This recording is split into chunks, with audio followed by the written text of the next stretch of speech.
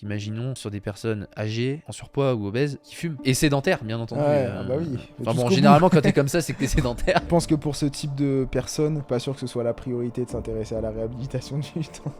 Oui, tu vas pas, vas-y, on va faire de l'iso et tout. Non. Si du coup il n'y a pas de présence d'inflammation, on va pas opter pour des modalités qui cherchent à baisser l'inflammation. Avoir une alimentation anti-inflammatoire. Voilà. Prendre des oméga 3. Des fois les gens ils vont un peu trop loin par rapport à ça, mais l'hygiène de vie. L'équilibre acido-basique. Faut boire de l'eau alcaline. Quand t'as une tendinopathie, ce warm-up effect, tu dis c'est bon en fait, quand je commence à être chaud pendant mon entraînement, j'ai plus mal donc c'est bon, tu vois. Non, c'est pas bon.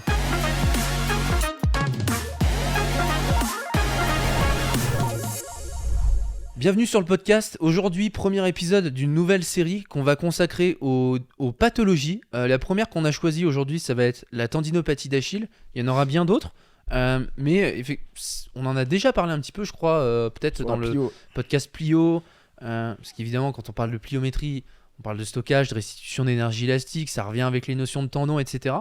Donc, on en a déjà un petit peu parlé dans un précédent podcast. Si tu l'as pas regardé, n'hésite pas à aller le voir avant éventuellement de regarder celui-là. Mais ouais, je pense que déjà, c'est l'une des pathologies sportives les plus courantes, les plus connues dans de nombreux sports.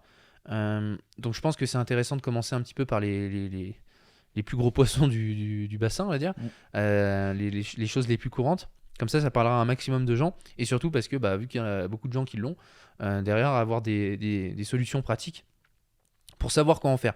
On verra différentes, on va voir, à chaque fois ce sera à peu près la même trame. Ouais. On essaiera de suivre une trame, comme ça éventuellement tu auras les timestamps, les moments de la vidéo, tu pourras aller éventuellement au moment qui t'intéresse, si tu veux pas regarder tout, parce que ça risque de peut-être durer un moment.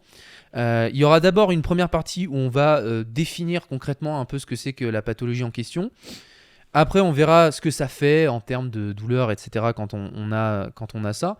Peut-être que tu es en doute, etc. Après, c'est pas ça qui va diagnostiquer ou quoi. Il faut voir avec un professionnel de santé, bien entendu. Mais voilà, tu te reconnaîtras peut-être dans ces choses-là. Ça permet aussi de le définir. On verra une partie un peu anatomique, biomécanique, autour des structures impliquées dans la pathologie en question. On verra qui chope ça concrètement, qui est le plus exposé à la pathologie. Et puis, le plus important, l'aspect pratique. On verra comment organiser notre réathlétisation, les différentes étapes par lesquelles on passe à chaque fois quand on s'occupe de quelqu'un qui a typiquement ce genre de blessure et qui veut revenir à son sport. Donc déjà, et les erreurs, pour terminer, les erreurs à ne pas commettre, on verra ça, qui reviennent souvent et qu'on voit beaucoup sur les réseaux. Première chose, qu'est-ce que c'est déjà au global une tendinopathie ? Rémi ? Qu'est-ce que c'est une tendinopathie ? Ouais, alors déjà, je pense qu'il faudrait distinguer peut-être tendinite de tendinopathie. Parce que bon, peut-être qu'on utilisera le terme tendinite juste pour faire un petit peu plus d'acquisition de personnes, mais globalement, la tendinopathie. La tendinite d'Achille. Ce qui distingue une tendinopathie d'une tendinite, déjà il faut savoir que pour toute tendinopathie, on a quand même une phase où il va y avoir une tendinite, entre guillemets.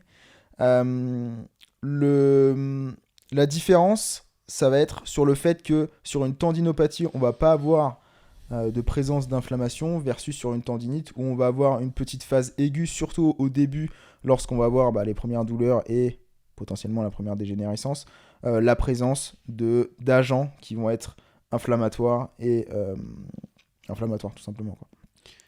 Petite chose peut-être à noter par rapport à ça, c'est que même, parce que ça, moi j'ai changé un petit peu mon avis, effectivement de toute façon le bon terme ce sera toujours tendinopathie, mais globalement même sur un tendon qui va être aggravé, donc un cas de tendinopathie, on peut retrouver à l'intérieur d'un tendon des agents un petit peu plus inflammatoires, des facteurs un petit peu plus inflammatoires, mais globalement la différence entre les deux c'est simplement qu'une tendinopathie on va pas avoir de présence d'inflammation versus une tendinite où on va avoir une présence d'inflammation.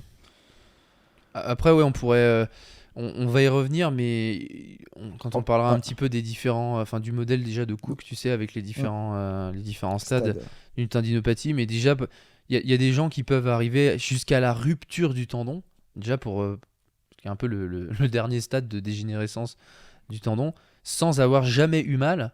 Des fois, c'est même sans trop de dégénérescence, quoi. Quand tu regardes les ruptures aiguës chez, par exemple, basketteur ou quoi, des fois ça se fait sur des tendons qui sont même pas Ouais, ça peut être d'un coup, ouais. Ouais, donc c'est assez dingue, ouais. Ça peut être une contrainte aiguë Dorsiflexion. supramaximale énorme, Ouais. un gros étirement ou une contrainte excentrique ou Mm. très grande vitesse énorme et qui le tendon il supporte pas et ils seront. Mm. Après, ouais, ça peut arriver comme ça. Après, sinon, souvent, c'est vrai que c'est plutôt Ouais, quand même de la dégénérescence. Ouais. Parce que le tendon, il est quand même vachement Mm. plus. Enfin, il a tendance à être plus raide. C'est plutôt le muscle, généralement, Ouais. qui rompt. Après, ça va dépendre aussi de. La localisation. Juste pour finir par rapport à la distinction entre tendinopathie et tendinite, juste en fait ce qui est important, c'est pas juste un jeu de lexique pour faire l'intéressant ou quoi, c'est vraiment de se dire si du coup il n'y a pas de présence d'inflammation, on va pas opter pour des modalités qui cherchent à baisser l'inflammation. Donc voilà, la dernière nutrition pour baisser l'inflammation, la dernière modalité pour baisser l'inflammation, tout ça, ça n'a pas de sens. Avoir une alimentation anti-inflammatoire, Voilà. prendre des oméga 3. Toi, tu vas te faire des ennemis. Non, tout ça pour dire que, voilà, on n'utilise pas tendinite simplement parce qu'on n'a pas envie d'y associer toutes les modalités qui servent à rien. Tout simplement, quoi. Ouais, clairement. Après, on va y revenir parce que c'est vrai que je suis quand même un peu plus nuancé maintenant que peut-être que j'ai pu l'être. Tu sais, il y a toujours cette époque, tu crois, t'es full tendinite, après tu découvres le truc, tu dis ah non, Ouais. en fait non, c'est pas tendinite. Puis après, quand tu saisis la complexité de tout le concept et que tu lis beaucoup de choses là-dessus et que t'apprends pas mal, tu te rends compte que bon bah des fois on sait pas trop quoi. Et à moins de vraiment pousser l'évaluation IRM tout ça et d'aller vraiment chercher les trucs, dans la plupart des cas tu sais pas. Et puis bon, sur le terrain, toi en S'en tant que fout. préparateur physique et tout, tu t'en fous en fait qu'il y ait une composante inflammatoire ou pas, l'état en soi du tendon de quoi. Ce qui compte, c'est j'ai mal, je peux plus faire ce que je veux, et ce qui compte, c'est de te redonner de la fonction pour que tu puisses retourner faire ton sport sans avoir mal. Nous, c'est Ouais. ce qui nous intéresse. Après, c'est vrai que le reste, ça va être vraiment c'est conceptuel, théorique, et c'est histoire d'avoir une meilleure compréhension du concept, mais c'est pas forcément on va pas en faire toujours quelque chose de tous ces détails à un niveau pratique. Cette pathologie de la tendinopathie d'Achille, la tendinite d'Achille, elle est en lien très souvent avec quand même des mouvements répétés. En l'occurrence, sur le tendon d'Achille, pour rappel, mais on va y revenir sur l'aspect anatomique après, mais ça reste quand même, c'est le plus gros tendon, le plus épais et le plus résistant du corps humain. Et il relie en gros les mollets, pour faire simple, à notre talon, l'os du calcaneus. Et typiquement, la tendinopathie d'Achille a lieu pas mal sur des mouvements.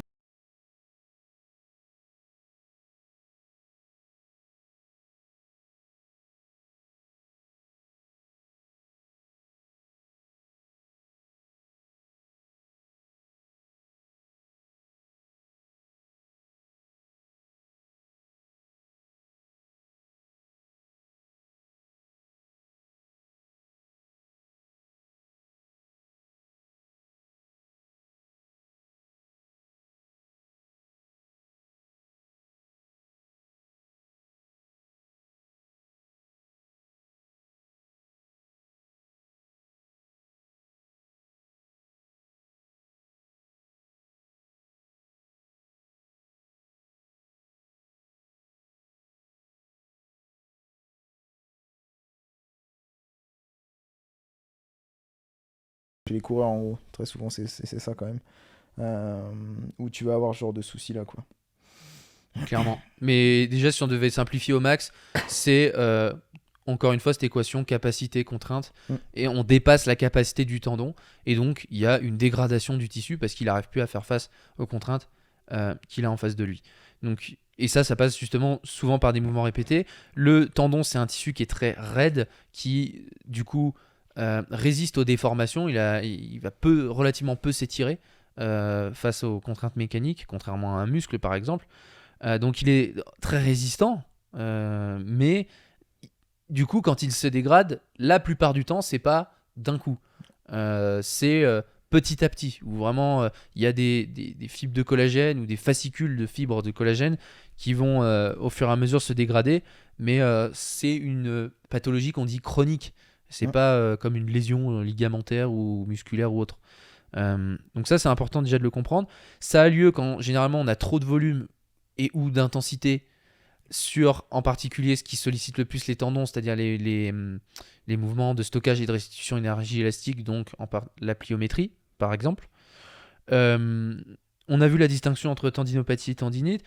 Ce qui est important de voir aussi, c'est que ça peut toucher soit le corps du tendon, soit l'extrémité, l'insertion du tendon. Alors, la plupart du temps, ça touche le corps du tendon sur la tendinite d'Achille. Après, je crois que c'est entre 20 et 30% des cas, ça touche l'insertion du tendon sur l'os qui est l'os du talon, le calcaneus, donc l'anthèse. Ce qu'on appelle l'anthèse, c'est l'insertion, c'est là où s'insère le tendon sur l'os. Donc la plupart du temps, c'est le corps du tendon, mais ça peut être l'insertion sur l'os, ça peut aussi être plus proche du muscle. Ouais. Donc il y a différentes localisations, mais ça c'est plus rare. Quand on disait tout à l'heure la distinction entre tendinite et tendinopathie, la distinction se fait que en fait, la composante inflammatoire qu'il peut y avoir dans le tendon, généralement, elle a lieu soit au niveau du paraténon, qui est la membrane. En gros, faut se rappeler que le tendon, il est englobé. Il faut se dire que c'est essentiellement des fibres de collagène. Ces fibres-là, elles sont regroupées en paquets, c'est des fascicules. Les fascicules, ils peuvent être regroupés en encore plus gros fascicules, etc. Et à la fin, ça te fait ton tendon. Et à l'extérieur du tendon, il y a une membrane, il y a du tissu conjonctif qui englobe le tendon, qui s'appelle le paraténon.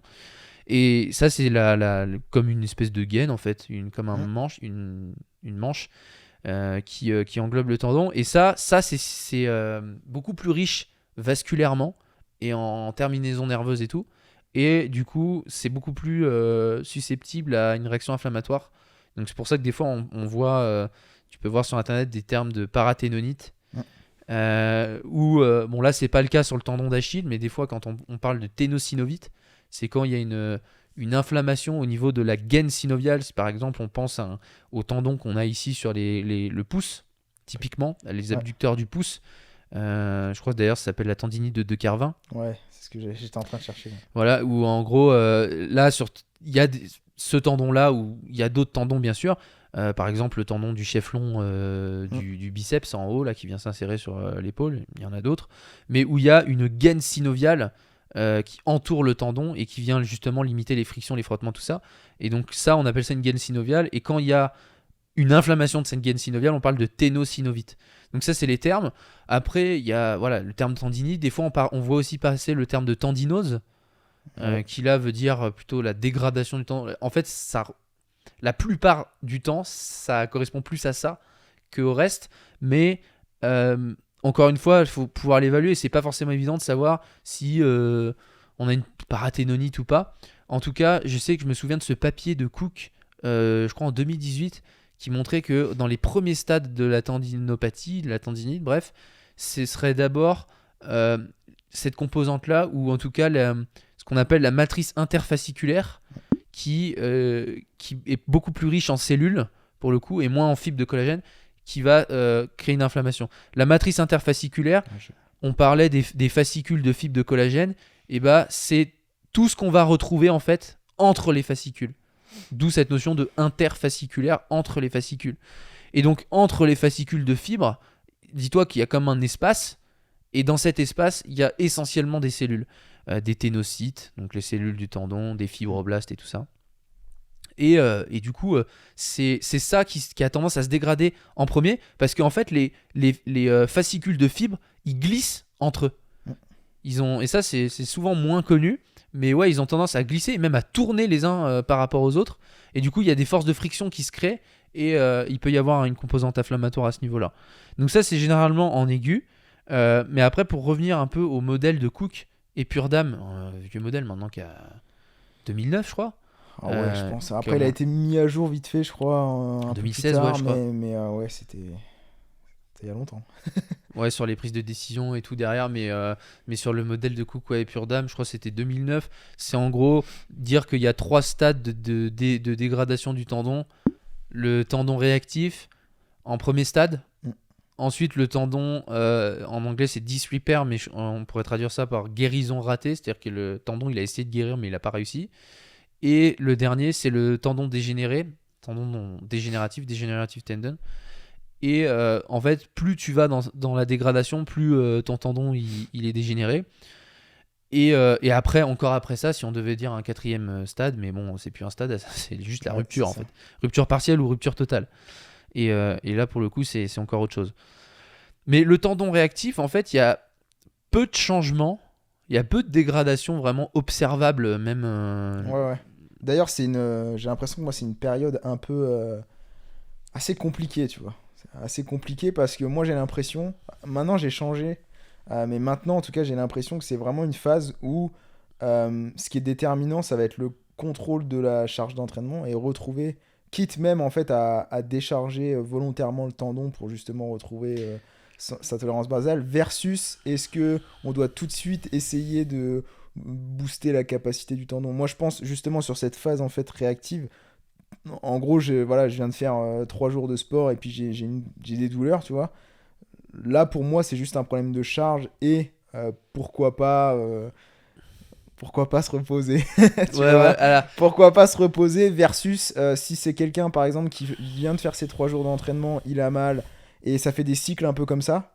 Là, pour moi, c'est plutôt en mode, ok, c'est pas normal que tu aies des douleurs qui sont un peu chroniques comme ça qui se répètent et dans ce cas-là faudrait avoir une stratégie annexe mais j'ai changé un peu mon point de vue sur moi c'est pareil, c'est vrai que sur Instagram j'ai pu faire pas mal passer ce message de qu'il faut pas se reposer. Sur du chronique, ça fait totalement sens. Ouais. Quand on est, d'une manière générale, quand on est sur une réathlétisation, qu'il faut pas se reposer et qu'il faut induire de la force pour créer des adaptations dans les tissus, pour remodeler au mieux et puis ne pas perdre, pas avoir une atrophie musculaire, pas perdre ta masse musculaire, pas perdre la raideur de ton tendon, bref, pour éviter toutes les problématiques associées au repos et à l'immobilisation liée à une blessure et tout ça.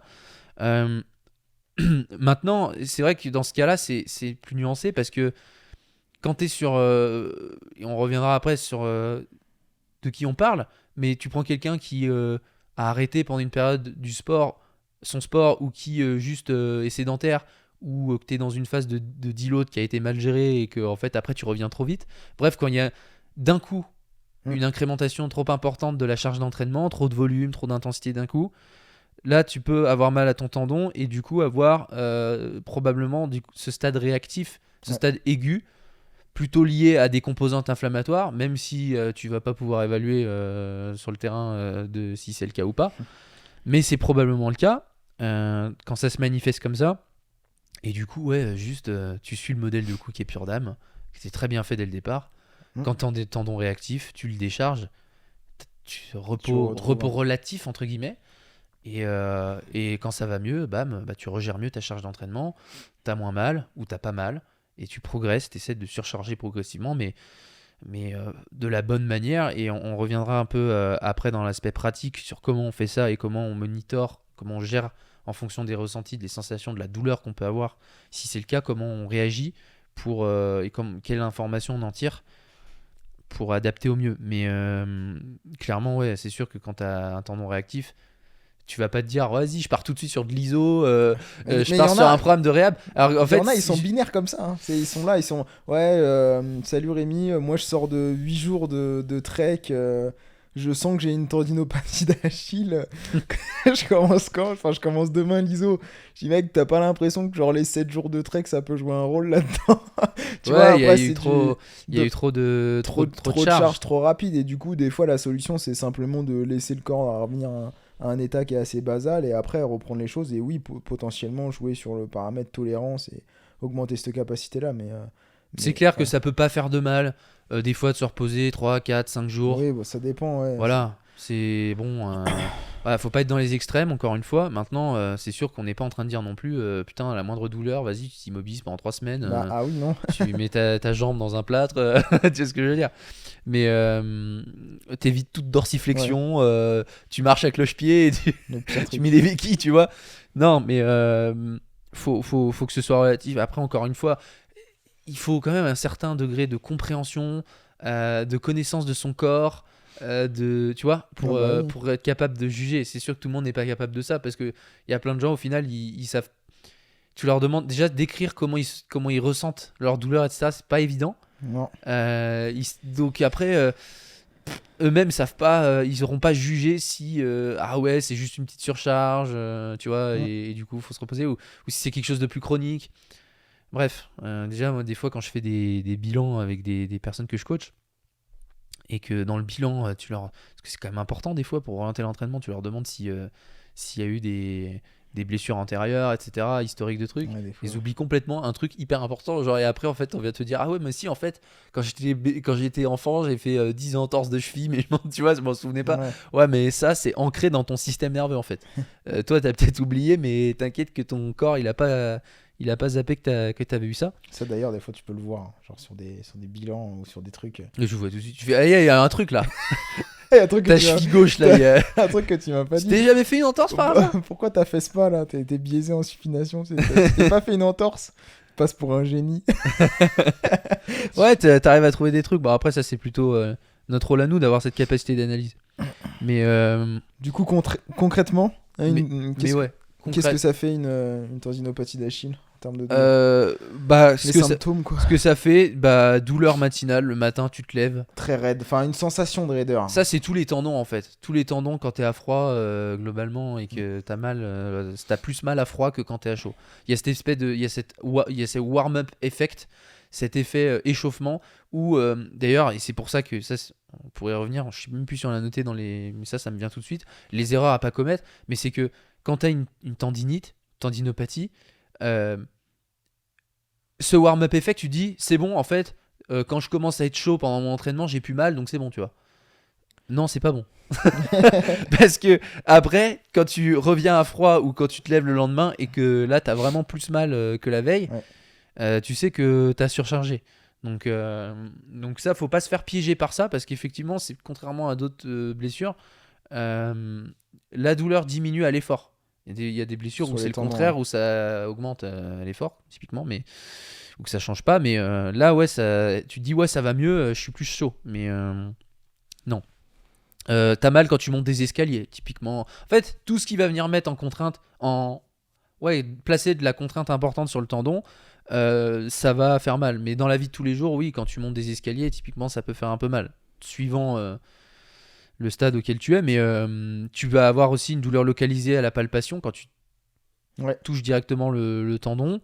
À l'étirement du tendon, donc là, sur le tendon d'Achille, sur de la dorsiflexion de cheville, donc en fait, dès qu'on vient... déjà, dès que tu marches sur un pan incliné, enfin sur une...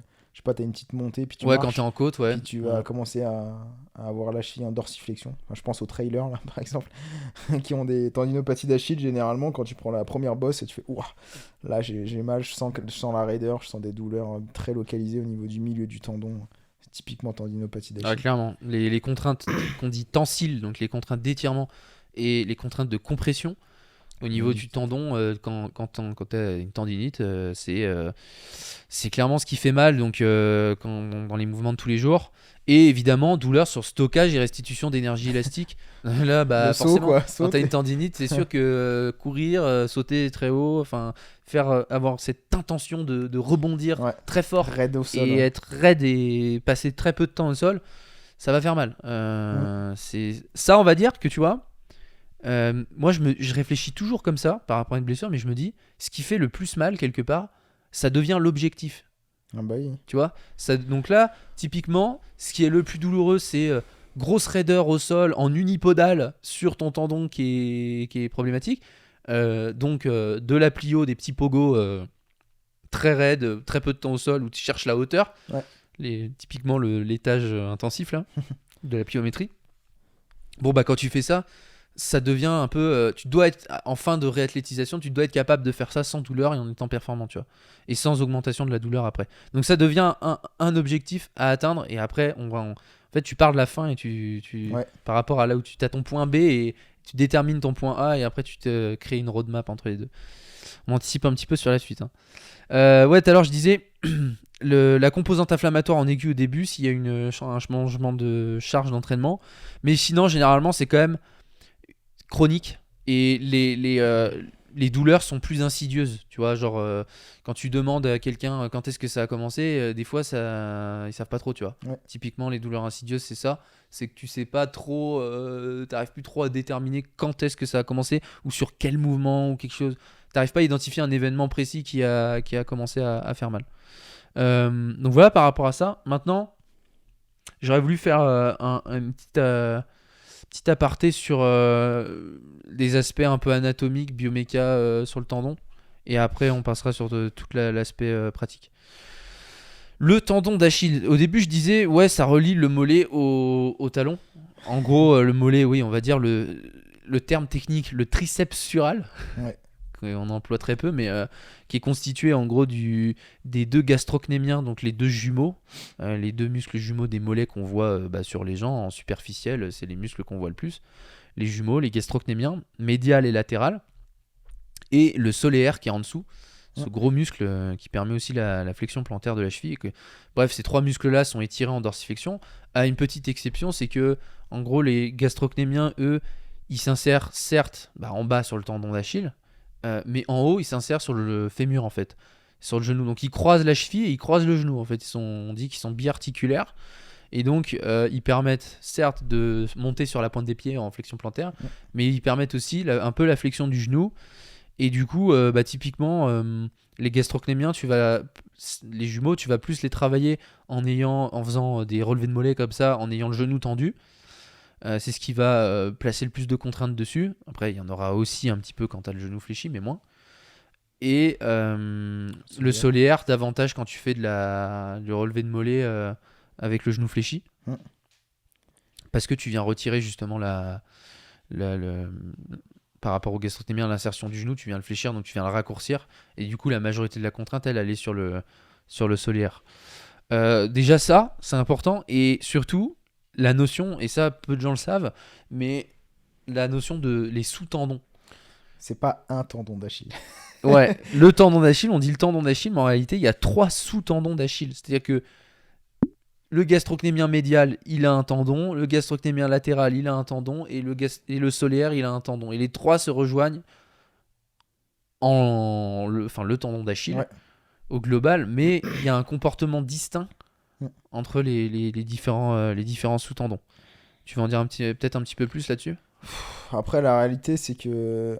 si, peut-être par rapport à la spécificité de la tendinopathie d'Achille. Peut-être que, en fait, en réalité, suivant, je pense, l'activité, on peut contraindre plus ou moins un certain faisceau du tendon d'Achille. Par exemple, il me semble que c'est médial latéral, pareil aussi, la façon dont ils le disent, médial latéral. Puis le troisième, je sais même plus ce que c'est.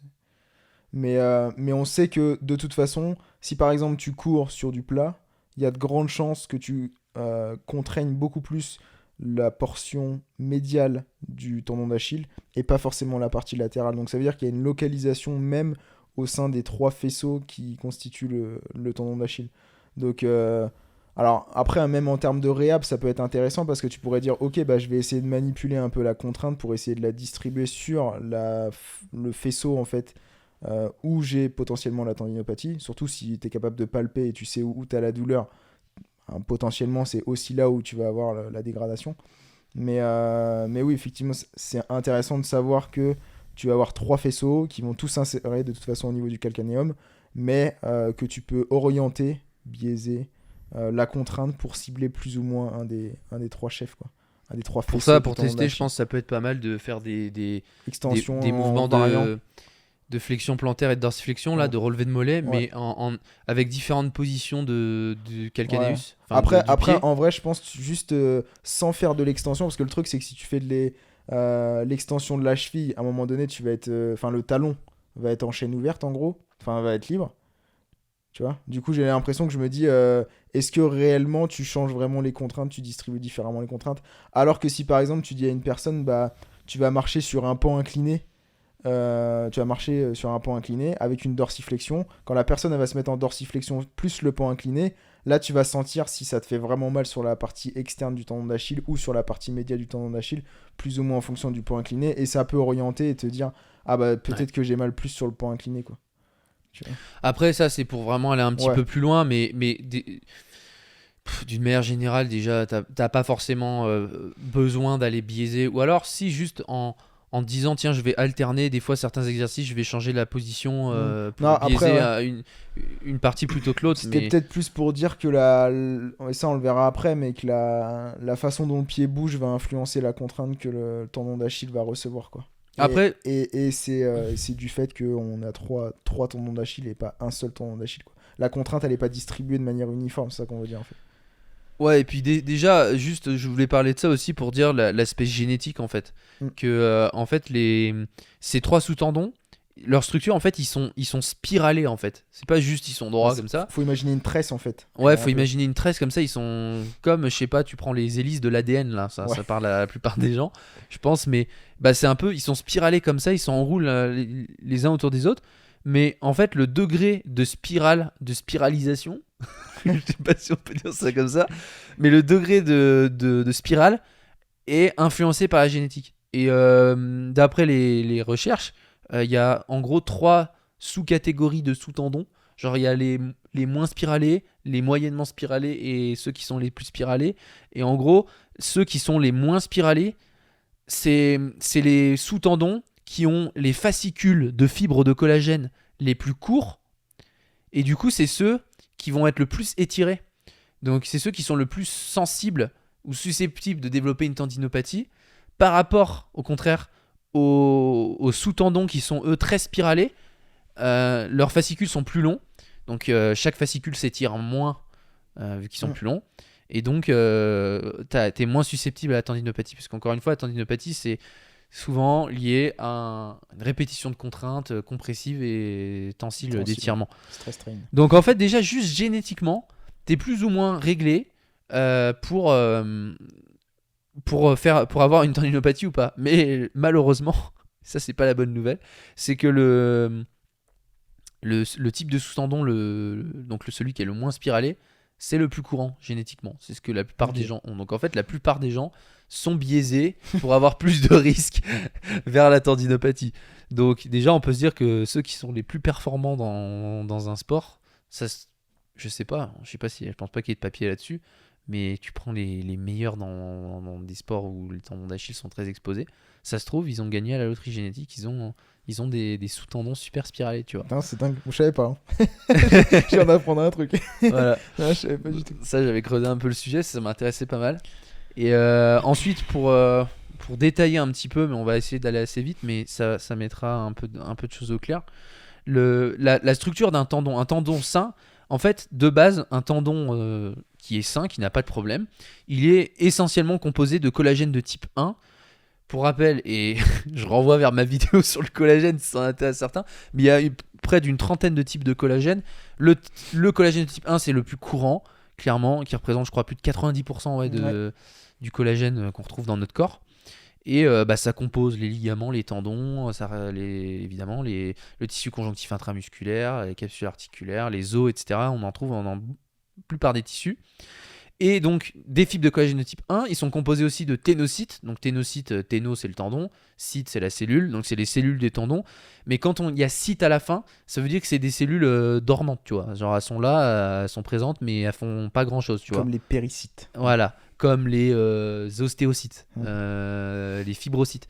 Et d'ailleurs, les ténocytes, c'est les cellules du tendon, mais ça peut, quand ils deviennent actifs, on les appelle les ténoblastes. Voilà, blast, c'est genre, ils produisent un truc, tu vois.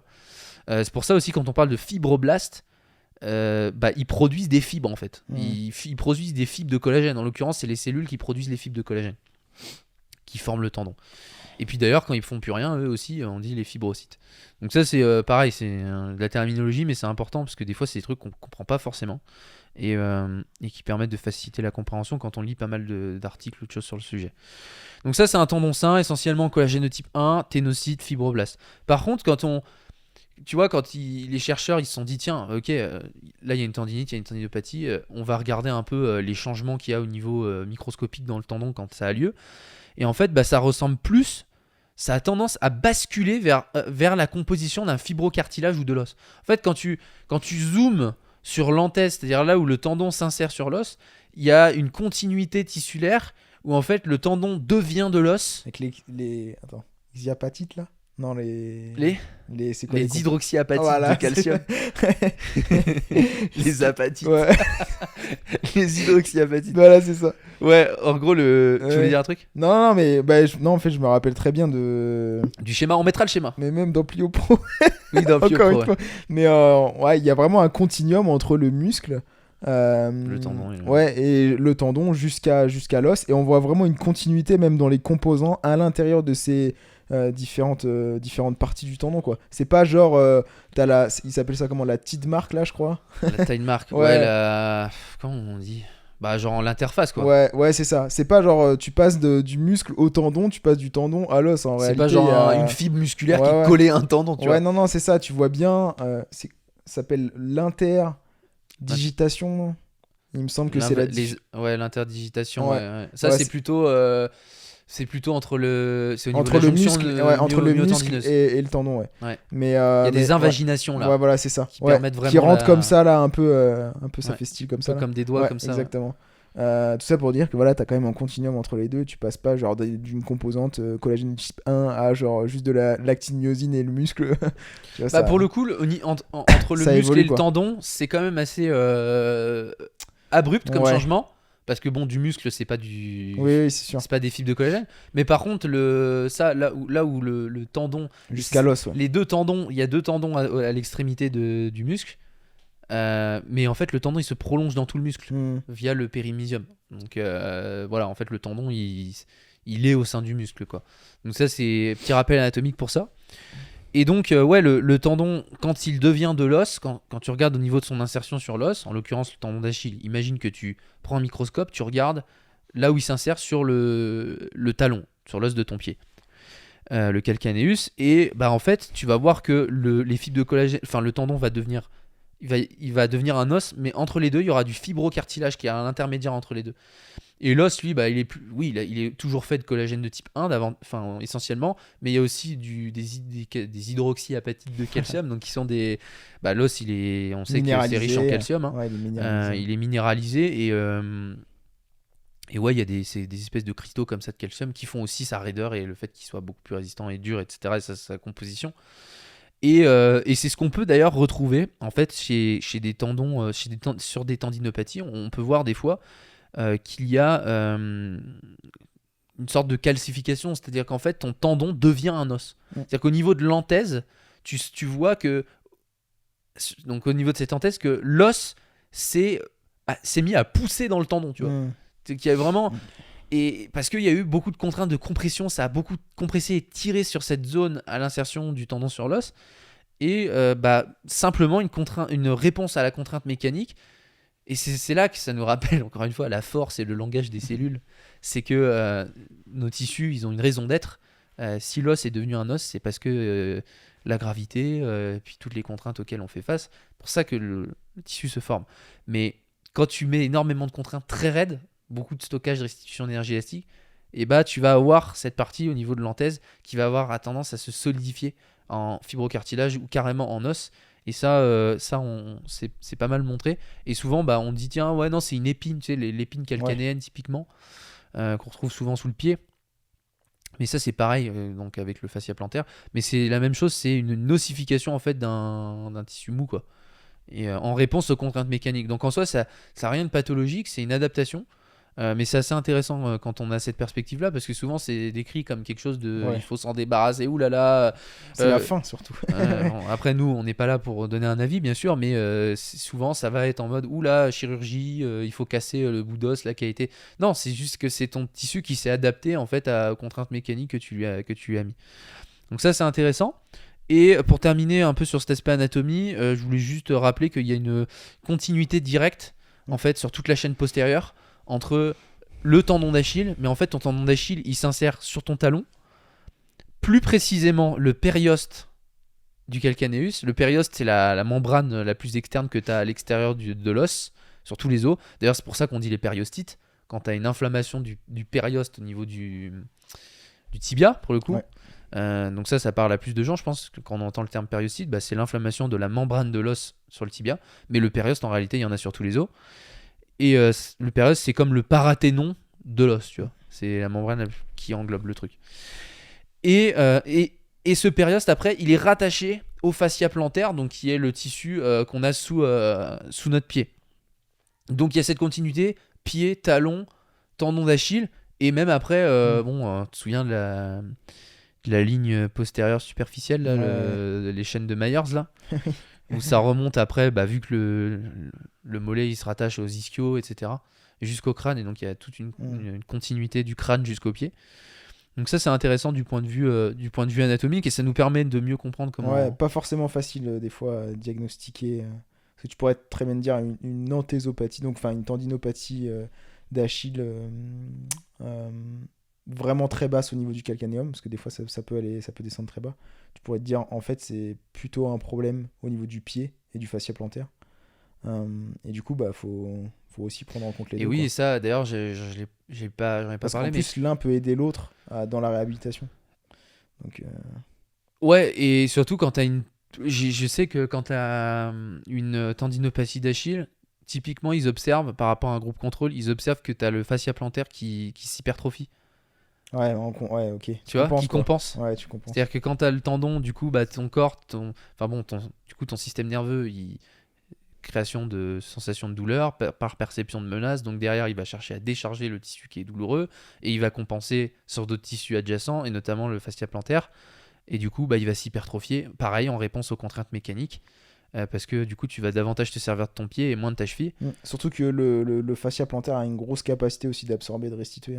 Ils ont fait un papier, je crois, sur du saut vertical classique, pieds nus, en chaussures ou quoi, et ils ont observé en fait la déformation de l'arche plantaire corrélée à la performance en saut. Et ils voyaient qu'en fait la performance en saut était quand même très bien corrélée à ta capacité à déformer rapidement l'arche plantaire et à restituer. Donc en fait, ça m'étonne pas qu'ils aient des fascias qui soient hypertrophiés quand tu compenses. Tout est lié. Tout est lié, c'est tout un système global. Après, on n'est pas là pour juste dire oui, vous voyez, tout est lié et tout. Non, faut en tirer quelque chose de pratique. C'est aussi pour dire que, ok, c'est bien de comprendre le tendon d'Achille en lui-même, de manière isolée à un niveau local, d'améliorer sa capacité locale et tout ça, mais il faut aussi comprendre le lien qu'il a avec les tissus qu'il y a autour, les compensations que le système nerveux peut mettre en place pour après, renvoyer les contraintes sur d'autres tissus. Qui d'ailleurs peuvent aussi se dégénérer.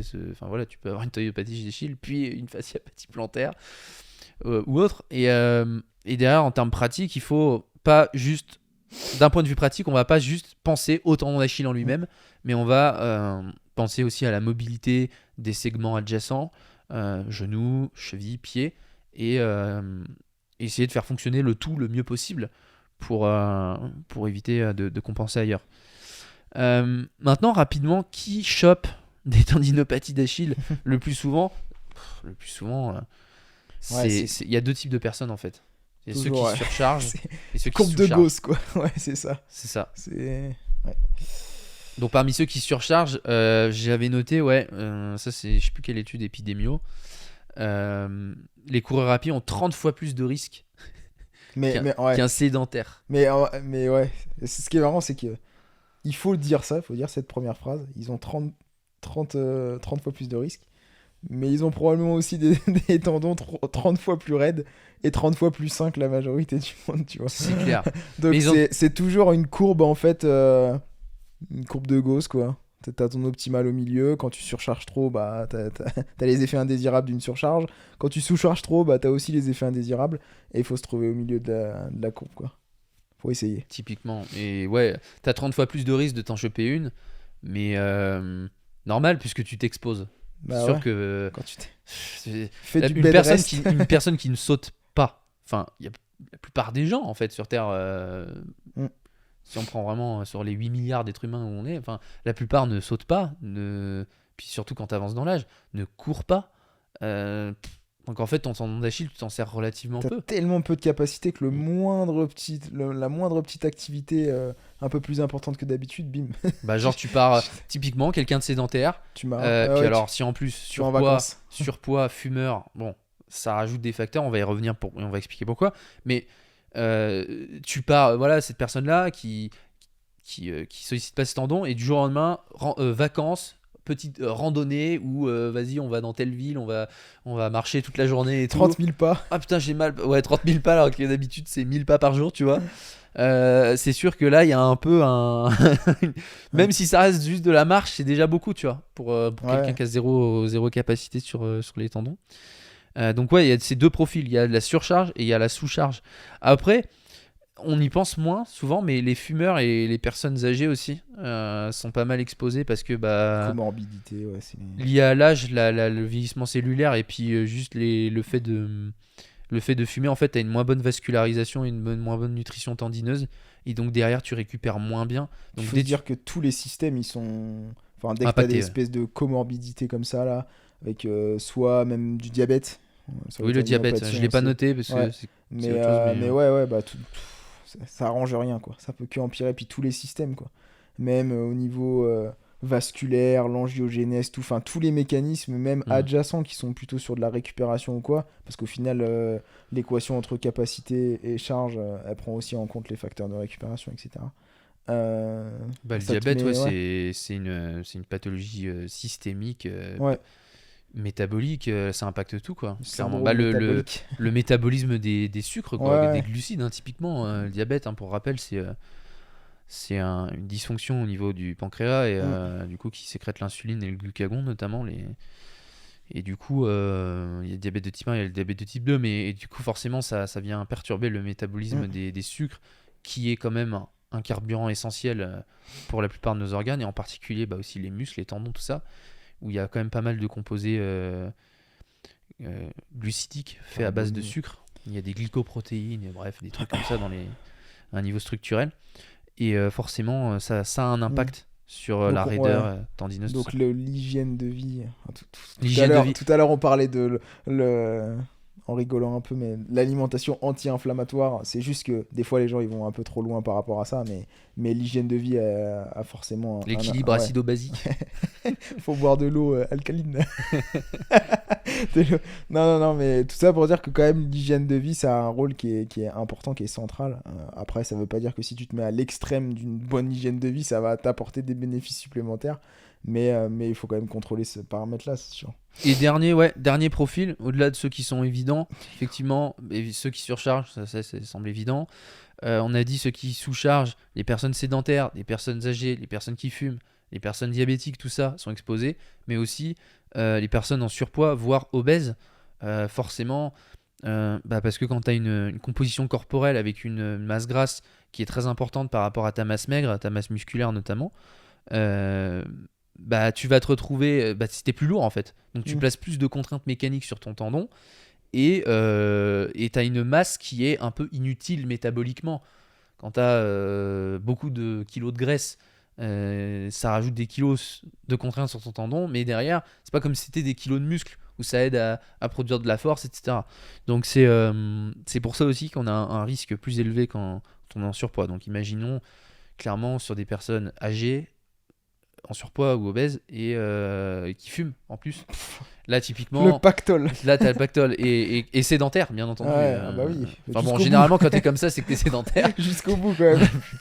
Dans la plupart des cas. Après tu peux très bien fumer, être âgé et pas être et être sportif, hein, mais c'est vrai que non, le facteur la composition corporelle est liée aussi quand même généralement au niveau d'activité. Donc là t'as un peu tous les facteurs de risque, et typiquement ce type de personne là elle est vraiment exposée, genre si elle fait rien et que d'un coup elle se met rien qu'à aller marcher 10 000 pas de plus qu'une moyenne, clairement ça peut commencer à avoir mal au tendon, tu vois. Alors pourtant on n'est clairement pas sur de la course je pense que pour ce type de personnes, je suis pas sûr que ce soit la priorité de s'intéresser à la réhabilitation du tendon. Oui, tu vas pas, vas-y on va faire de l'iso et tout, non, là tu règle déjà tout l'environnemental et après on verra. C'est là en fait là, et puis on va parler maintenant de l'aspect pratique, mais l'organisation de la réathlétisation, typiquement par rapport à des personnes comme ça, comme tu dis, faut perdre du poids. C'est difficile à dire aux gens, mais faut là t'as tout intérêt, et puis même au-delà juste de ton tendon, en fait à plein d'autres niveaux. Non, mais c'est sûr. Faut perdre du poids. Quand tu vois chez les personnes arthrosiques par exemple, tu leur fais perdre du poids. Enfin, ça paraît évident à un moment donné d'un point de vue mécanique. Si tu te balades avec Tu baisses les 20 contraintes. kilos, enfin une barre olympique toute la journée, tu vas comprendre ce que c'est, quoi. Donc, Des fois, je raisonne comme ça, je me dis, moi, tiens, c'est pareil. je fais 85 kilos, je me laisse de 20 kilos, je me dis, putain, en fait, un mec qui fait 105 toute l'année, c'est lourd quand un même. Hein. chantier. Hein. C'est comme si tu te dis, imagine, t'as un gilet de 20 kilos sur toi et tu te balades avec ton gilet lesté de 20 kilos toute la journée. Ah, tu vas le sentir. Hein. Non, mais oui, puis t'imagines, tu prends des escaliers en descente. Enfin, les contraintes, elles sont Démultipliées. elles sont phénoménales. Surtout que d'un point de vue local, je pense que c'est encore en plus amplifié. Enfin, du coup, c'est. C'est ce qu'on le rappelle hein, quand même, mais tout ce qui va être contrainte de stockage et de restitution d'énergie élastique, tout ce qui va être des contraintes où il y a de la vitesse. On en parlait dans la Plio, mais la F égale ma, hein, la deuxième loi de Newton, mais la force est égale à la masse fois l'accélération. Donc forcément, si ta masse augmente pour une même accélération, vu que c'est un produit des deux, tu multiplies l'un par l'autre. Ouais.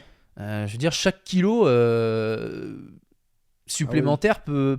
Enfin, c'est un peu exponentiel, tu vois. Chaque kilo supplémentaire peut créer des contraintes beaucoup plus importantes, en fait. Donc faut agir par ordre de priorité. Je pense que c'est aussi pour ça que toutes les disciplines d'endurance, ils sont comme ça, quoi. Ouais, Tu veux pas avoir une masse inutile, même musculaire. Ouais, ah bah ça c'est clair. Ouais. C'est pour ça que voilà, un trailer, il va pas faire de l'hypertrophie, il veut pas ressembler à Arnold, quoi. Hein, clairement, on va avoir les cuisses de Tom Platz. Ouais, ah non, c'est clair. Donc du coup maintenant, vas-y rapidement, on va parler de, je pense que ce qui intéresse le plus les gens, l'aspect pratique bien entendu, le 4-stage process, le truc, le classique de base pour une tendinopathie, pour la plupart des blessures généralement, qui est pas si linéaire que ça. La plupart des étapes peuvent se chevaucher. Et après, on voit aussi on verra après cet aspect pratique un petit peu les erreurs à pas commettre. Tu veux présenter un petit peu le process en 4 étapes qu'on suit généralement? Non, mais justement, peut-être reprendre ce que tu disais tout au début. Tu disais, ouais, j'aime bien partir de vraiment ce qui induit le plus de douleur. Donc au final, vraiment ce qui est très provocatif pour le tendon d'Achille, qui probablement va être un pogo ou alors de l'unilatéral avec une intention de peu de contact au sol, donc très très raide. Et ça, généralement, si tu fais ça sur une personne qui a une tendinopathie d'Achille, elle va pleurer parce que ça fait hyper mal. Du coup, tu peux te dire, ok, ça c'est la fin de la réhabilitation, ça va être l'objectif final. Une grosse foulée bondissante ou ouais, un pied là, genre un hop ou un hop for 8 ou un hop for distance. Ouais, voilà, c'est ça. Donc vraiment le plus contraignant. Et du coup, on met ça à la fin. On met ça à la fin. Et après, nous, la façon dont on planifie, en tout cas moi, ça va être de la rétro-ingénierie. C'est-à-dire que t'as ton produit final, ta spécificité de la blessure. Et après, tu fais marche arrière pour voir ce que ton athlète peut tolérer aujourd'hui. Et généralement, dans le 4-stage process, on a 4 étapes. Première étape, ça va être de l'isométrie. Simplement parce que on enlève le mouvement, puisqu'on est sur de l'isométrie. Du coup, on va pouvoir super bien contrôler la contrainte. Il y a aussi plein de bénéfices. Le fait que c'est facile à réaliser, que la personne peut le faire de manière fréquente, peut contrôler l'intensité, etc. Donc, vraiment, cette première étape-là. Ensuite, on va avoir le concentrique excentrique. Ça, c'est le mouvement classique qu'on fait tous dans les salles de sport. Ça va être de l'extension du mollet, etc. Pour justement retrouver ce mouvement-là. Ensuite, on va passer sur de la pliométrie. Et pour finir, on va revenir sur l'activité. Donc, ça, c'est vraiment un schéma qui est... C'est une 4 ou 5 stage process, du coup? C'est fort, non? Ouais, moi, j'avais mis, en gros, isométrie, excentrique, concentrique, lent, puis... Bon, après, rapide. Et après, plio. Oui. Et ouais, toi, tu as inclus l'activité à la fin, ouais. Ils mettent, il y a un schéma avec des étages et tout, puis à la fin, tu vois le sport. Moi, après, j'en considère... Après, par rapport à ça, j'aurais tendance à me dire... justement. Tu vas même plus que ton sport. Ouais. Après, l'idée... Après, en vrai, si tu prends le hop for 8, là, qui est un exercice absolument horrible. Ignoble. Absolument horrible. Que ce soit pour le tendon patellaire ou d'Achille, d'ailleurs. On aura qu'à mettre un petit exemple, une petite vidéo. Ouais, une petite vidéo. Et en fait, je pense que si tu arrives à maîtriser ça et avoir une bonne contrainte, pas seulement sur l'exercice, mais aussi la capacité à réitérer l'exercice, ça m'étonnerait qu'il y ait des problèmes. Ou alors, t'es vraiment débile dans la gestion de la charge d'entraînement. Ouais, parce que, en fait... Mais là c'est le gold. Enfin, en termes de contraintes, c'est énorme. Si tu te dis, tiens, je pars de l'analyse de l'activité, prenons course à pied classique, ou même trail ou quoi, tu vas... Sur le tendon d'Achille, tu vas rarement faire... Enfin, tu feras pas face, concrètement, dans ton sport, à des contraintes aussi importantes que sur un hop for eight comme ça ou sur des grosses fouilles bondissantes énormes et tout, avec une grosse arrivée, Ouais. une grosse vitesse d'arrivée Même au sol. en sprint, c'est impossible. Tu feras pas face à ça, mais pour le coup, moi j'aurais tendance à me dire, ok, on va partir du plus intense et on va de temps en temps, on va quand même inclure ce genre de choses sur la fin ou après, on n'est même plus en réathlétisation, on est en préparation physique, juste quand t'as plus ta tendinopathie d'Achille ou que t'as plus mal ou quoi, et tu continues cette pliométrie-là et tu fais régulièrement des choses plus intenses que ton sport pour T'y pour être exposer. sûr d'encaisser, parce qu'au moins ton sport, ce sera des contraintes sous-maximales. Ouais. Encore une fois, T'augmentes la réserve en fait. c'est comme, je sais pas, prenons un exemple différent, mais imagine que, je sais pas, dans ton sport, tu fais des tractions et ça parlera peut-être à plus de gens, mais tu sollicites ta capacité à faire des tractions, mais tout le temps, genre à 90% de ton max ou limite le max. Sauf que si tu augmentes ton max, si tu dis tiens, je vais augmenter mon max, bah du coup, dans ton sport, si la manière dont tu sollicites ça change pas, bah il y aura un écart plus important par rapport au max. Donc tu te dis je veux augmenter le max, comme ça ce sera plus sous maximal, tu vois. Imagine dans ton sport, je sais pas, tu prends en CrossFit où ils font pas mal des tractions, mais butterfly là, tu sais. Bon, déjà le keeping fait que c'est évidemment plus simple qu'une traction stricte, mais tu prends un mec qui arrive à faire des tractions lestées à 70 kg, 80 kg, je pense que des tractions butterfly, c'est rien pour lui, tu vois. Le keeping plus le fait d'être au poids de corps, tellement il y a un écart entre la capacité maximale et la demande dans le sport. Bah là, c'est la même logique, mais disons sur le tendon d'Achille et sur la capacité. Mais c'est pareil, par exemple, pour moi, c'est la notion même de réserve de vitesse, tu sais, là, il parle de ça. En fait, c'est ta différence entre ta vitesse maximale en course à pied, qui est le sprint au final, avec tes vitesses sous-maximales. Donc, bah, si tu fais de la longue distance, je sais pas, ta vitesse au seuil 2 ou ta VMA, peu importe. Et plus tu as un gap élevé, bah, plus tu as de la réserve entre les deux. Donc, potentiellement, plus tu seras facile sur des intensités qui sont sous-maximales. Et cette notion-là, en fait, elle est... Mais même pareil, sur du sprint, on sait que par exemple, ça peut prévenir ou limiter les risques au niveau des ischio-jambiers. C'est parce que tu t'exposes à une demande qui est telle que bah, les ischio-jambiers vont s'adapter positivement.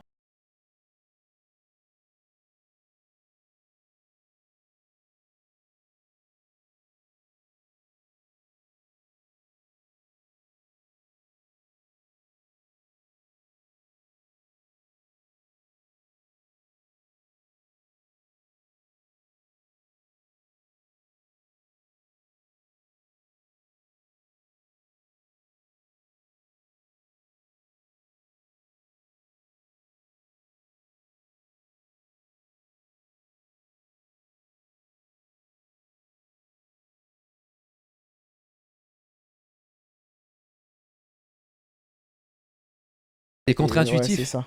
Mais Ah bah oui. parce que typiquement, quand quelque chose nous blesse, on se dit ouais, ça m'a blessé, donc J'arrête. c'est dangereux, donc j'arrête et j'évite le truc. Sauf que ouais, quand tu prends l'exemple du sprint, bon bah beaucoup d'athlètes se blessent aux ischios sur des sprints, mais la meilleure chose qui prévient les blessures aux ischios, c'est le sprint. Ouais, l'antidote. L'antidote, c'est aussi le poison suivant la dose. Donc après, je pense que là, en termes de dose, c'est comme quand on parlait d'entraînement à l'échec pour l'hypertrophie ou quoi. Quand on est sur des niveaux d'effort maximaux, et ça, vraiment, j'aimerais tellement que tout le monde le comprenne, mais il faut vraiment que la dose soit ridicule. Enfin, faut vraiment presque pas en faire, quoi. Ah bah c'est de toute façon, quelques répétitions maximum. Relation inverse entre volume et intensité, ouais. Ouais, mais vraiment inverse, quoi. Il y en a beaucoup, ils vont quand même se dire je suis à intensité max, mais je mets quand même du volume dessus, tu vois. Et ça, c'est après, pas bon. Après, il y a une notion quand même C'est pas bon. où tu te dis, alors pas forcément sur le sprint, mais il y a une notion de cycle de fatigue. Même au niveau d'un tendon, tu sais très bien que sa relation stress-contrainte, la première fois, elle va être différente de la deuxième fois, de la troisième fois, de la quatrième fois. Et de plus en plus, en fait, tu as plus de chances de contraindre de manière plus importante le tendon. Et tu te dis, ok, il y a une notion de fatigue aussi, donc cette notion de fatigue-là, en réhabilitation, il faudrait que peut-être potentiellement, je la réplique, quoi. Et je sais qu'il y a plein d'entraîneurs qui font, chez les athlètes qui font de la course à pied, je fais une petite anecdote, mais qui font généralement par exemple des sorties longues en course à pied. Ok, ça fait sens. Du coup, on va accumuler un certain travail, etc. Et à la fin de leur sortie longue, ils vont faire ce qu'on appelle des lignes droites à 80% en gros de leur vitesse de sprint, tu vois. Ok. Et en fait, moi, d'extérieur, d'un point de vue neuromusculaire, ça fait sens et tout, parce que les lignes droites et tout, c'est bien. Mais je pense d'un point de vue aussi prévention des blessures, ou limitation des risques de blessures, pardon, c'est plus intéressant parce que justement, tu vas travailler sur un système qui est fatigué. Et si tu arrives à contrôler le volume de tes lignes droites, là, tu peux t'exposer à des intensités qui sont assez proches du max. Pas maximal du coup, mais tout en augmentant cette capacité de tolérance sur fatigue, quoi. Donc il y a aussi la notion d'intensité, de réserve, mais il y a aussi la notion de fatigue qui est importante à prendre en compte. Ouais, la capacité en étant frais, la capacité en étant fatigué. Bah Ouais, ouais, parce qu'en plus tu sais que tu te dégrades et tout, donc ouais, parce que comme comment dire, pour réduire la cinétique de fatigue en fait, pour bah encaisser ouais, au ou mieux la la fatigue. repousser. La repousser, Ou la ouais. repousser Parce que plutôt. typiquement, je me souviens de plein, quand j'ai étudié ça, mais il y a plein de stats sur même les sports co, tu prends le foot, où en fait la majorité des blessures, après c'est logique, mais ça arrive en fin de match par exemple. Bah ouais. Quand t'es fatigué quoi. Je veux dire, ça arrive moins, sauf si c'est de l'aigu, une grosse contrainte, machin, mais ça arrive moins genre dans Ouais. les 5 premières minutes, tu vois. Mais après, les deux sont intéressants à c'est faire parce que difficile. pour la même raison que tu parlais sur les tractions, à un moment donné, si tu as une vitesse ou si tu as un max qui est plus important, bah tu vas aussi repousser le moment où la fatigue va arriver parce que tu as tellement de gap en fait que vas-y, tu as de la marge. Donc les deux façons fonctionnent quoi. Clairement, ouais. Les deux, Ouais. deux façons fonctionnent. Peut-être qu'il faudrait qu'on donne des exemples plus concis, vraiment pratiques de l'isométrie excentrique concentrique, ce qu'on pourrait faire. Ouais. Vas-y, je te laisse. Hein. Je crois que t'avais. Je crois Parce que que j'étais c'est bien toi parti. en plus, c'est toi qui avais fait la trame Ouais. parce que pour rappel, en fait, on a fait une formation ensemble, mais dans Plio Pro, sur la Ouais, j'ai fait formation une sur la troisième partie. pliométrie, on avait fait Ouais. toute une partie de comment remettre la pliométrie Ouais, comment réintégrer la dans pliométrie. une réathlétisation, et t'avais fait toute une trame Parce sur la que, ouais. tendinopathie d'Achille. Bon, j'ai fait une formation aussi dessus, Ouais. hein, mais sur Mm. la tendinopathie d'Achille. Ouais. Mais ouais, il y a plein de Mais façons de faire. peut-être un truc du coup, un truc qu'on a repris sur Plio Pro ou ce que toi t'avais fait sur la formation. Mais là, on a donné un four stage process qui était hyper délimité, un peu en mode isométrie, excentrique, concentrique, pliométrie et ensuite l'activité machin. En réalité, je pense, et ça c'est les erreurs aussi à pas commettre, mais on intègre nous dès le début la pliométrie. Après l'idée, et là va falloir aller revoir le podcast sur la pliométrie parce Ouais. que on est vraiment rentré dans le vif du sujet là-dedans, mais en gros tu peux intégrer la pliométrie en début de réhabilitation, il faudra juste moduler certains paramètres pour faire en sorte qu'elle soit tolérable. L'avantage de faire ça, c'est que tu sais que la fonction première d'un tendon, surtout le tendon d'Achille, qui est le tendon le plus raide du corps humain, ça va être d'emmagasiner et de restituer de l'énergie élastique. Et si tu fais une approche pendant genre 3 mois où tu fais aucun effort de rebond ou de plio, à un moment donné, le tendon, il va pas du tout aimer. Et tu vas mettre un temps, alors qu'au final, tu pourrais très bien commencer la plio au début sur des intensités qui sont sous maximales, en modulant la dureté du sol, les chaussures, etc., tout ce qui va être environnemental, pour justement les réintégrer dès le début, quoi. Ouais, il y a une dizaine de paramètres sur lesquels on peut jouer, mais on en parlait Ouais, vraiment de manière détaillée dans le podcast sur la pliométrie, ouais, pour ceux qui veulent un peu plus de ouais. détails. Mais ouais, les étapes chevauchent, contrairement à... Mm. Ça, c'est ce qu'il faut retenir, c'est vraiment que même s'il y a on a l'impression que c'est des étapes, des escaliers à grimper, où tu vois que c'est linéaire en mode isométrie, excentrique, concentrique, rajouter la vitesse, puis pliométrie et contrainte du sport. Mais non, la plio, elle peut être mise dès le début. Par exemple, peu d'intention de raider, on passe du temps au sol, on est Ouais. compliant, on est sur un sol qui est pas dur, mou, avec des chaussures avec une semelle épaisse. Enfin, on fait en sorte de minimiser au maximum les contraintes sur le tendon et faire céder d'un élastique d'assistance pour faire les sauts avec. Ouais, Bref, il y a plein de paramètres. On renvoie sur le podcast pour ceux qui veulent, mais il y a plein de paramètres sur lesquels on peut jouer pour justement mettre de la plio très rapidement. Et moi, c'est ce que j'avais fait aussi dans la formation sur la tendinopathie d'Achille. Pour vraiment aussi l'aspect coordination technique Ouais. du saut, ne pas perdre ça aussi. Coordination intramusculaire et tout. Refaire ça très vite et très vite jouer sur les paramètres pour aller progressivement vers les choses les plus en plus intenses. Surtout qu'en plus, tu disais tout à l'heure, tu pars d'un point B et tu reviens au point A en fonction des douleurs que tu as, etc., de ce qui était capable, de ce qui n'était pas capable de faire. Bah après tu dis ok, bah là le mieux que je peux faire comme exo maintenant, je commence par ça. Là l'exo de fin, on disait par exemple les grosses foulées bondissantes ou les hop for 8 ou les hop for distance, on se dit ok, sur notre dizaine de paramètres de pliométrie, on analyse le mouvement le plus intense sur ces curseurs d'intensité Ouais. des différents paramètres. On se Analyse. dit, tiens, les positions des curseurs, ils sont comme ça ici. La position des curseurs, là, sur ce que je peux faire maintenant, j'en suis là.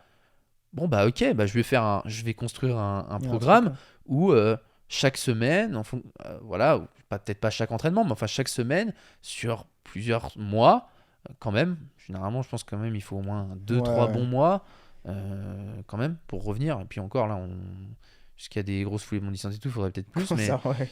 plus de temps, mais bon, plusieurs mois, on va dire. Bon, bah, tu te donnes de la marge et tu construis vraiment la progression Mhm. entre les deux trucs, quoi. Après, il n'y a pas que ça, il n'y a pas que Ouais. au niveau pliométrique, mais Ouais. tu peux l'intégrer dès le début, quoi. Ouais, alors pour reprendre, on va faire très rapidement. Ça va être peut-être un peu basique, mais en même temps, sans avoir le contexte, on peut pas trop tout le temps donner des trucs très précis. Mais sur de l'isométrie, généralement, ce qui est recommandé, c'est de faire quelque chose de manière assez journalière quand même, Ouais. si possible.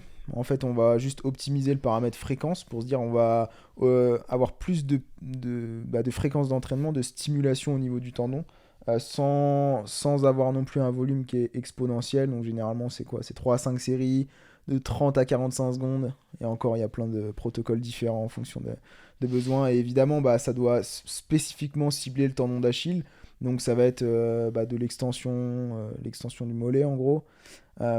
Après, là, peut-être par rapport à ça, ce serait intéressant de le dire, mais il faut aussi manipuler le degré de dorsiflexion de la cheville, parce que plus tu seras en dorsiflexion, plus tu vas potentiellement avoir des douleurs. Donc justement, il faut euh, moduler ce paramètre-là pour ne pas Il y a avoir ça, trop de mais il y a douleurs. aussi le contraire aussi, parce que c'est vrai qu'on dit que... Bah, ça peut être là, ouais. Faut Parce moduler, que ouais. moi, quand je m'étais fait ma tendinopathie du biceps, je l'ai bien compris. Mais c'est que, en fait, quand t'as une tendinopathie, une tendinite, genre aussi bien l'étirement que le raccourcissement, des fois, tu tolères pas ni l'un ni l'autre. Parce que, et même tu prends le tendon d'Achille pour le coup, là, bah, le fait d'aller venir compresser vraiment le tendon Ouais. en étant en flexion plantaire complète, donc t'es sur la pointe des pieds Ah concrètement, ouais, t'es en ça relevé de ouais. mollet, Ouais, ça vient. Là aussi, c'est pas ouais. agréable, quoi. En gros, ouais, Les ce qu'on deux, pourrait dire, ce position serait de neutre. trouver juste la position qui fait le moins de douleur. Voilà, généralement neutre, quoi, entre Ouais, les deux. ouais, c'est ça, plus ou moins neutre. Et essayer de voir aussi, et ça on verra sur les erreurs à pas commettre, mais voir si l'isométrie fonctionne, si tu vois vraiment des bénéfices. Parce que moi j'ai déjà vu des personnes qui réagissaient mal. Donc après, voilà. Faire ça jusqu'à que les symptômes commencent à se dissiper, et ensuite passer sur les exercices de excentrique, concentrique classique, que ce soit sur genou fléchi ou genou tendu, Mm. extension du mollet, etc. Et puis voilà, même faire un peu de l'hybride, c'est-à-dire que tu peux vite intégrer, je sais pas, des fentes, des split squats avec des relevés, enfin avec le talon relevé, etc. Pour justement Ouais, aussi faire de avoir, ouais, un peu l'intégration sur des ouais, mouvements c'est ça. polyarticulaires, hein. Mais continuer à cibler. Encore une fois, là par contre, la subtilité par rapport à l'isométrie, c'est qu'on va rediminuer un peu la fréquence. On était sur quelque chose de journalier, et là on va passer Parce entre que c'était peu intense. ouais, Ouais. 2 à 3 fois par semaine, on va dire. Euh, et là, encore une fois, on part du principe que la personne théoriquement, elle fait pas son activité en parallèle, quoi. Parce que si tu commences à faire une réa, plus l'activité en parallèle, plus la pliométrie, Bon, en mais fait, l'activité, enfin après, là si on t'es part du vraiment, principe que ouais, tu ne tolères plus ouais, l'activité. ouais, tu Enfin, tolères plus du tout l'activité. Euh, et, et puis ensuite, au final, on va reprendre l'activité, puisque la pliométrie, on est censé déjà l'avoir intégrée. faut la reprendre progressivement. Là, moi, Donc, généralement, ouais, ça, c'est pas moi qui le gère. Quand j'ai quelqu'un qui reprend, parce que bon, je me dis, l'entraîneur va gérer. ouais, Ça arrive des fois d'être en lien avec un entraîneur, mais faut avoir une reprise progressive de l'activité. Moi, j'ai déjà eu récemment, j'ai eu une sprinteuse pour le coup, qui devait remettre les pointes pour à la demande, ouais, retourner sur la piste. Typiquement, à un moment, faut y retourner, mais il faut refaire un peu d'accélération, des petits trucs. Bon, ça, je peux. Bon, là, pour le coup, c'est un sport très linéaire, donc je facile. peux un peu m'en occuper, mais il y a quand même l'entraîneur qui gérait. Et ouais, après, quand c'est des sports co et tout, c'est autre chose. Là, c'est pas moi qui gère, mais il faut reprendre les choses de manière progressive, quoi, comme d'habitude. Ouais, ouais, c'est ça. Puis après, on manipule. On sait très bien que le bilatéral, ce sera moins contraignant que l'unilatéral. On sait très bien que sur le tendon d'Achille, plus c'est raide au sol, c'est-à-dire plus le temps de contact il est court, plus c'est le tendon d'Achille qui va prendre. Et après, tu vas chercher à Il accélérer, n'y a pas aller besoin d'être vite. très complexe, hein, on peut utiliser les mêmes exercices, juste changer un paramètre, voir. Et puis Clairement. après, aussi utiliser la fameuse, et là je vais laisser Alexis, mais la règle des 3 douleurs pour dicter la progression. Ah oui, alors ça. Mon dieu. Alors ça, les gars, la règle des 3 douleurs. Vraiment, on n'insiste jamais assez dessus, mais c'est crucial. Et justement, là, je t'en parle, mais si Camille elle nous écoute, mais Camille, justement, qui est la sprinteuse que j'avais accompagnée, qui avait une tendinopathie d'Achille, on en discutait souvent avec elle, qui d'ailleurs, ça a été un succès, vraiment. J'étais vraiment content.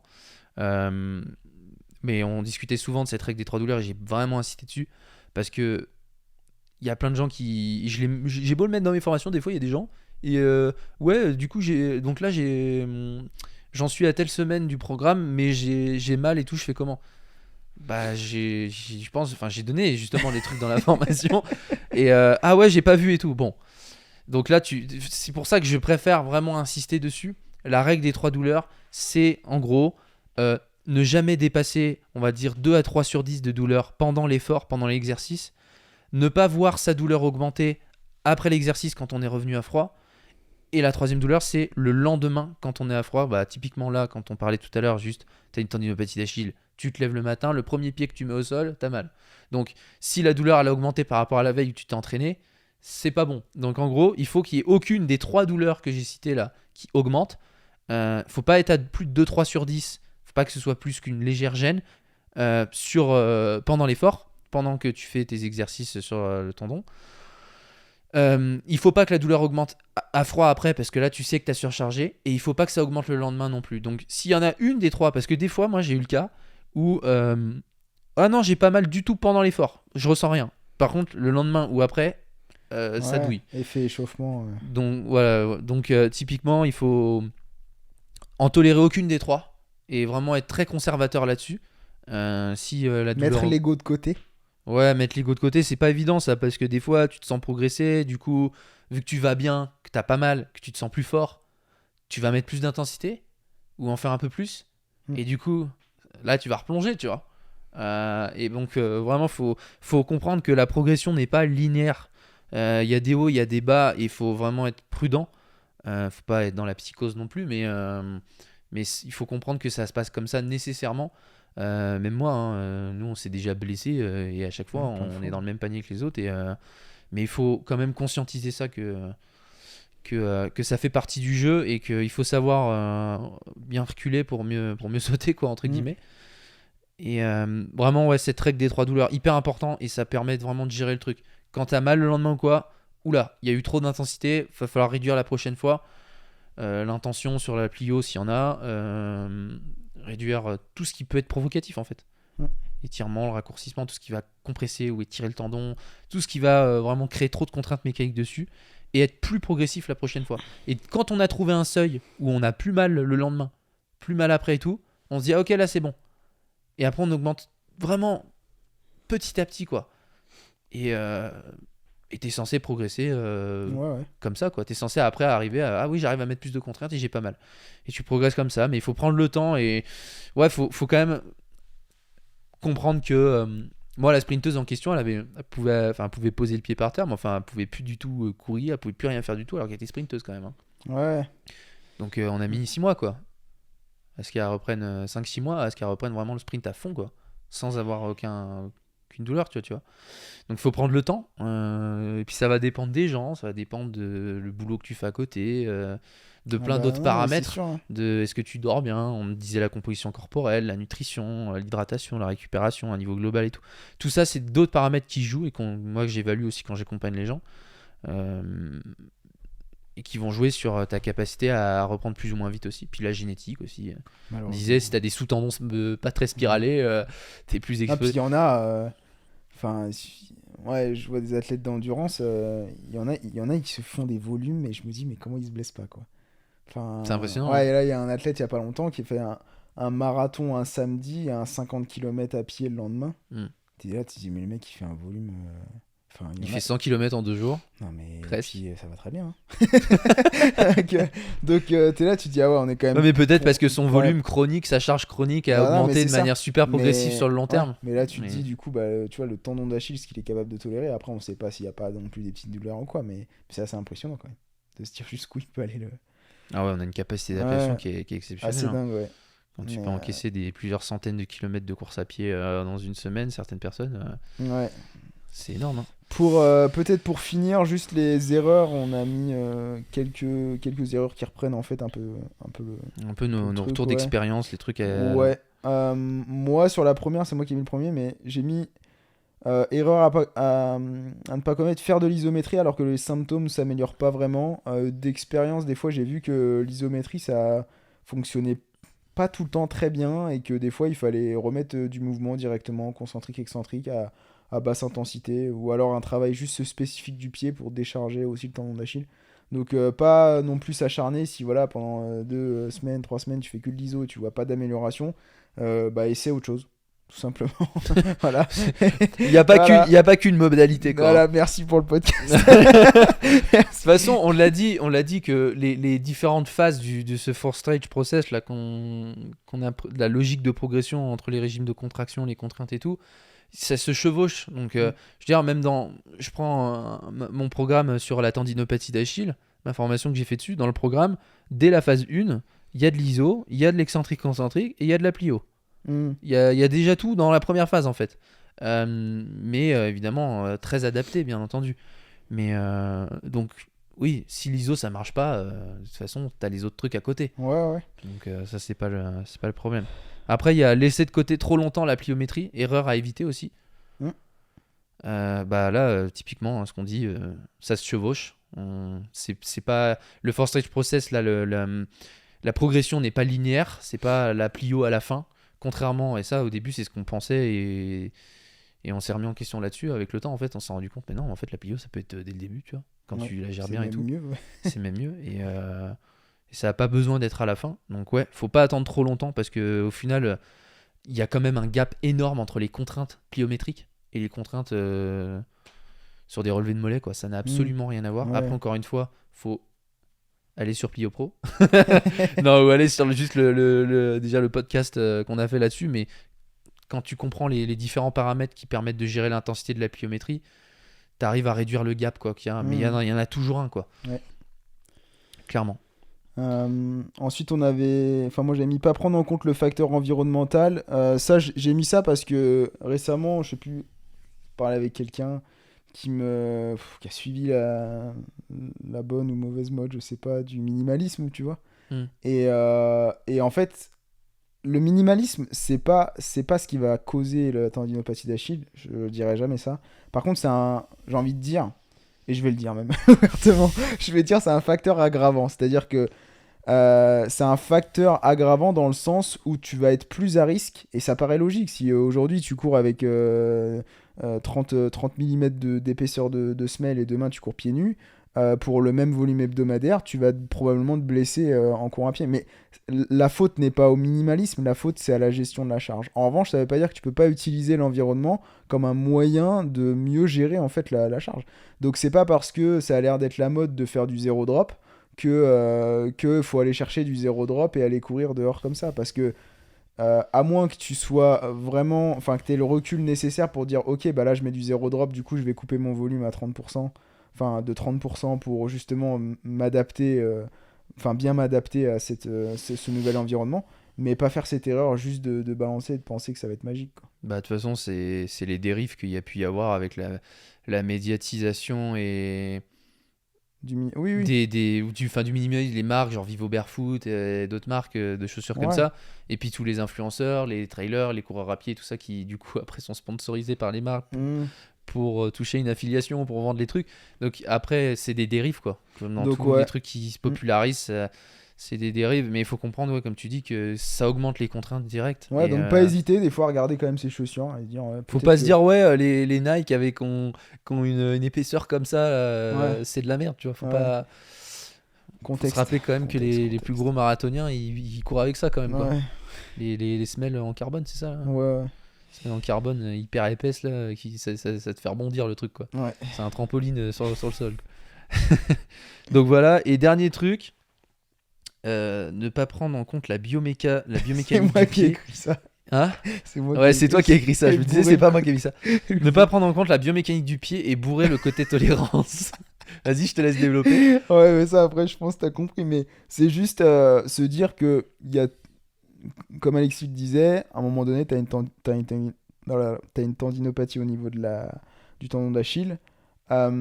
Évidemment, va falloir augmenter la tolérance de manière spécifique sur le tendon d'Achille. Mais il faut pas mettre de côté aussi les articulations adjacentes parce qu'elles vont jouer un rôle primaire sur la manière dont la contrainte est distribuée sur le tendon d'Achille.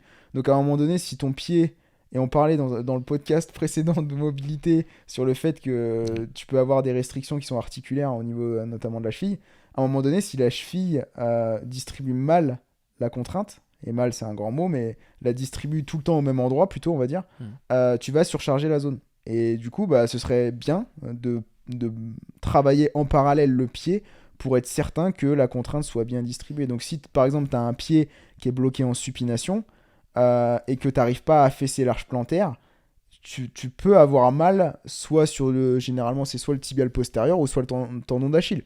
Et voilà, il n'y a pas besoin de littérature scientifique à un moment donné, c'est la distribution de la contrainte, elle se fait automatique quand le pied il est bloqué, quoi. Et puis pour ceux qui veulent de la littérature, il faut regarder les facteurs de risque sur les tendinopathies d'Achille. Ouais. L'étiologie, ça s'appelle l'étude des causes. Et tu regardes, bah, par exemple, si tu as un pied creux, donc typiquement bloqué en supination, incapable d'exprimer une pronation, c'est un facteur de risque. Si tu as un pied plat, l'inverse, ce qu'ils appellent l'hyperpronation ou trop de pronation, et que tu n'arrives plus à sortir de ta pronation pour exprimer une supination, bah pour le coup, les contraintes elles vont affluer à là où elles peuvent. Alors que si tu es capable d'exprimer un maximum de variabilité de mouvement au niveau des segments du pied et tout ça, tu vas répartir au mieux les contraintes et tu déchargeras un petit peu ton tendon qui ne prendra pas les contraintes du pied que le pied est censé prendre. Donc ça, c'est important de le voir aussi. Après, on voit à très haut niveau, Usain Bolt, il a le pied plat, quoi. Ouais. Et il y a un paquet à très haut niveau, souvent ceux qui performent le plus, c'est des personnes qui sont détenues, africaines, je sais pas comment on peut dire, mais africaines, ouais.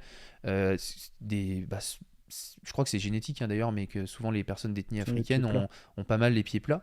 Donc pour le coup, tu vois, c'est un facteur. Il y a plein de facteurs. Tu peux avoir les pieds plats, arriver au niveau, pas te faire de tendinopathie d'Achille, mais ça peut être un truc. Ils ont aussi les tendons qui, d'un point de vue long. morphologique, ils sont très longs. D'un point de vue morphologique, ils ont des tendons très très longs. Bah du coup, c'est mieux. Donc, c'est des ressorts quoi, plus adaptés pour la course, mais moins pour la natation par exemple. Clairement. Donc voilà, je pense qu'on a fait un peu le tour. Je reprends un petit peu les erreurs qu'on a dit. Faire de l'ISO alors que ça s'améliore pas, c'est pas forcément toujours la première solution. Après, comme on disait, il y a un peu toutes les modalités en même temps dès le début quand on fait les choses bien, je pense. Laisser de côté trop longtemps la pliométrie, faudrait essayer de manipuler les différents paramètres pour en faire le plus rapidement. Il faut éviter aussi de ne pas prendre en compte le facteur environnemental, les chaussures, etc. Tout ce qui peut jouer, ça aussi, ça joue sur l'intensité que le tendon va prendre. Faut vraiment toujours réfléchir en termes de contraintes mécaniques. Et puis pour terminer, l'erreur, c'est de ne pas prendre en compte la biomécanique du pied ou ne pas prendre en compte les articulations, les segments adjacents, que ce soit même la capacité du tibia à faire des rotations, tout ça, enfin le genou, le pied, ce qui est au-dessus et en dessous en fait du tendon d'Achille. Ça vaut pour toutes les pathologies, mais si on prend pas ça en compte, bah on peut faire affluer les contraintes. Donc d'un côté il y a capacité du tissu, le tendon lui-même, et de l'autre côté la répartition des contraintes en fait sur l'ensemble des segments, et ça faut prendre tout ça en compte. Donc voilà un peu pour les erreurs à pas commettre. On a vu beaucoup de choses quand même sur cette première pathologie. On a vu, évidemment, on a défini un petit peu ce que c'était. On a parlé du modèle de Couquet-Purdam, on a vu un petit peu ce que ça faisait d'avoir une tendinopathie d'Achille, on a parlé de l'anatomie en soi du tendon avec les spirales, etc., la continuité tissulaire, on a vu qui chopait ça le plus souvent, les différents types de populations, qui surchargeaient, qui sous-chargeaient, les fumeurs, les personnes âgées, les diabétiques, ou juste les coureurs à pied, ceux qui sollicitent leur tendon. On a vu l'organisation de la réathlétisation avec les différents régimes de contraction et comment augmenter progressivement les contraintes mécaniques sur le tendon pour favoriser son adaptation. On a insisté sur la règle des 3 douleurs pour nous guider en fait au fur et à mesure et pas surcharger ou sous-charger le tissu. Et je pense que là, déjà concrètement, si tu associes ça au podcast sur la pliométrie qu'on a fait, il y a de quoi faire quelque chose quand même là. Donc écoute, dis-nous si ce podcast t'a plu. J'espère que cet premier épisode de la série sur les pathologies t'aura plu. N'hésite pas à commenter, à liker, à poser tes questions en commentaire éventuellement. Et puis écoute, on se retrouve sur le prochain podcast. Salut.